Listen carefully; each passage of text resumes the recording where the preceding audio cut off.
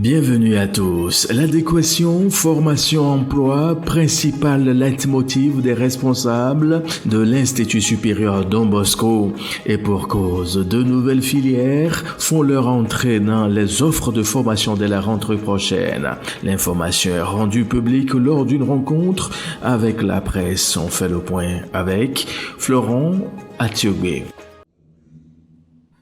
Un institut de formation tourné vers l'innovation. Et à la rentrée prochaine, l'école supérieure Don Bosco s'engage dans un nouveau défi, former les futurs cadres indispensables au bien-être des collectivités locales et aux entités territoriales décentralisées.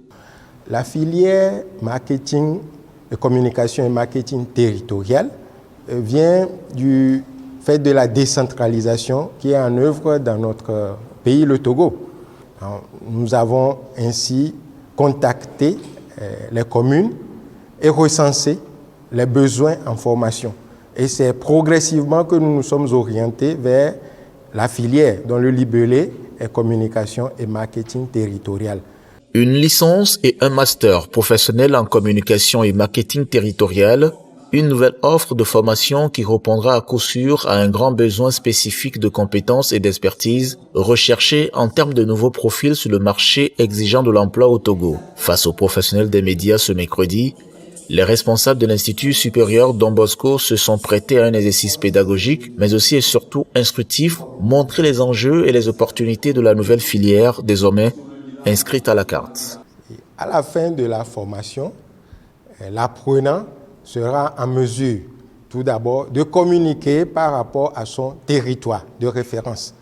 Communiquer, présenter une image attractive, attrayante, pour les partenaires, pour les citoyens et au niveau international.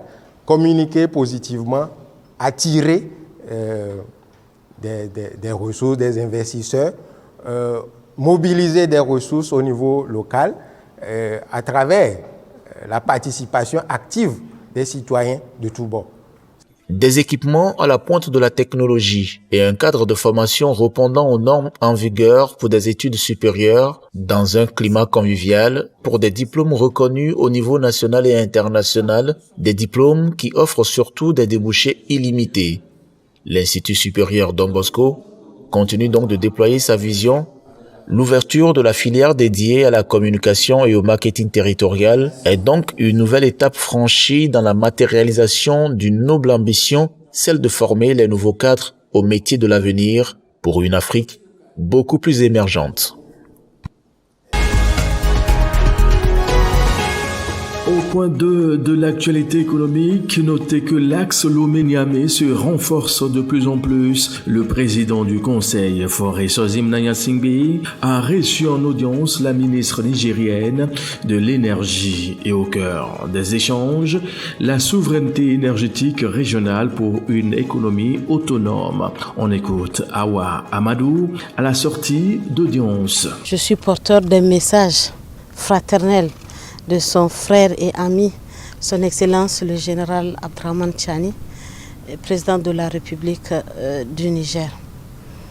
Je voudrais également remercier les hautes autorités pour l'accueil chaleureux que mon équipe et moi, et en plus de la qualité de l'écoute que nous avions bénéficié. Nous sommes ici pour inviter la République sœur à s'associer à une dynamique portée sur le projet du complexe charbonnier Salkadamna. C'est un projet ambitieux, un projet intégrateur d'une capacité qui peut être au-delà de 5200 MW en phase modulaire. Donc nous appelons tous les États de la région à s'associer à ce projet pour que nous construisions une Afrique forte, souveraine sur le plan énergétique.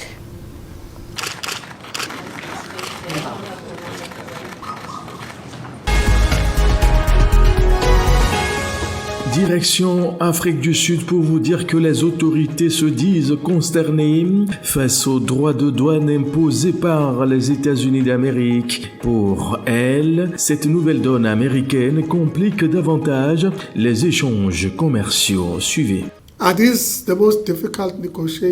S'agit-il des négociations les plus difficiles? Disons simplement qu'elles sont sans précédent. Sans précédent parce que historiquement, on s'engage dans des négociations en s'appuyant sur des règles d'engagement établies au niveau mondial et régies par l'Organisation mondiale du commerce.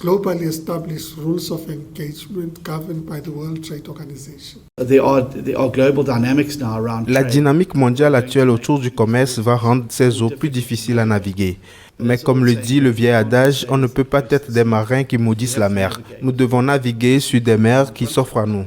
Et c'est peut-être la nouvelle façon dont les choses vont se dérouler.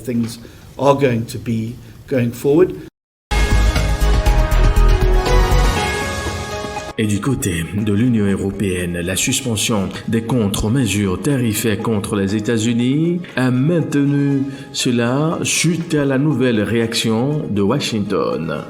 Les États-Unis nous ont envoyé une lettre avec des mesures qui entreraient en vigueur, sauf s'il y a une solution négociée.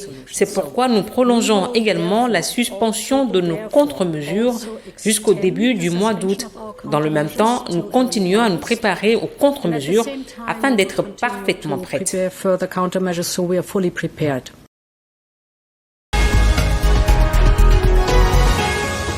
Dans le même temps, l'Indonésie et l'Union européenne sont en voie de sceller un accord commercial stratégique qui recouvre plusieurs secteurs, dont l'agriculture et l'automobile.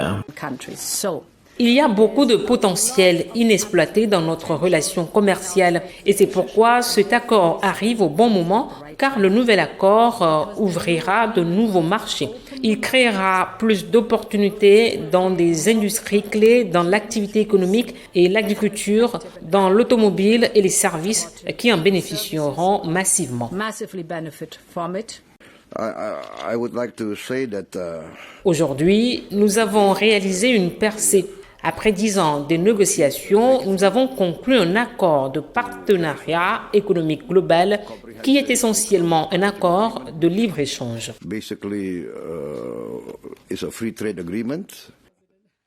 Point final à cette édition et bonne fête d'Assomption à tous les chrétiens catholiques à Assomption qui est bien sûr la montée de la Vierge Marie au ciel. Très bonne suite à vous tous et bon week-end.